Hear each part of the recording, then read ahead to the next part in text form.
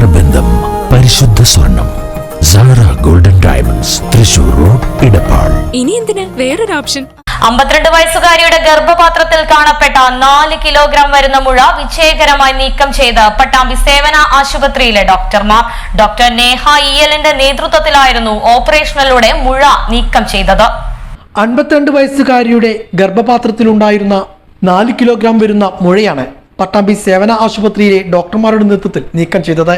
ഹോസ്പിറ്റലിലെ senior ഗൈനക്കോളജിസ്റ്റും laparoscopy സർജറിയിൽ അതിവിദഗ്ധയുമായ doctor Neha ഇയലിന്റെ നേതൃത്വത്തിലായിരുന്നു ഇത് നീക്കം ചെയ്തത്. കഴിഞ്ഞ ഒക്ടോബർ 31-നാണ് വയർ വീർത്തുമുട്ടി വരുന്ന അസ്വസ്ഥതയുമായി ഡോക്ടറെ സമീപിച്ചത്. അൾട്രാസൗണ്ട് സ്കാൻ ചെയ്ത് നോക്കിയപ്പോഴാണ് ഗർഭപാത്രത്തിൽ മുഴ ഉണ്ടെന്ന് മനസ്സിലാക്കിയത്.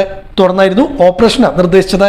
ലാപ്രോസ്കോപ്പി സർജറിയിലൂടെ ഗർഭപാത്രത്തോടു കൂടി ഈ മുഴ നീക്കം ചെയ്യുവാൻ സാധിച്ചു.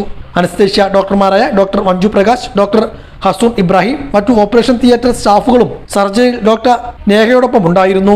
വിജയകരമായി ശസ്ത്രക്രിയ പൂർത്തിയാക്കാൻ കഴിഞ്ഞെന്നും ഡോക്ടർ സൂചിപ്പിച്ചു. 52 വയസ്സുള്ള ഒരു രോഗി ഒ പിയിൽ 1 മാസം മുന്നേ വന്നപ്പോൾ വയറിൽ വീർത്തുമുട്ടലായിട്ടാണ് വന്നത്.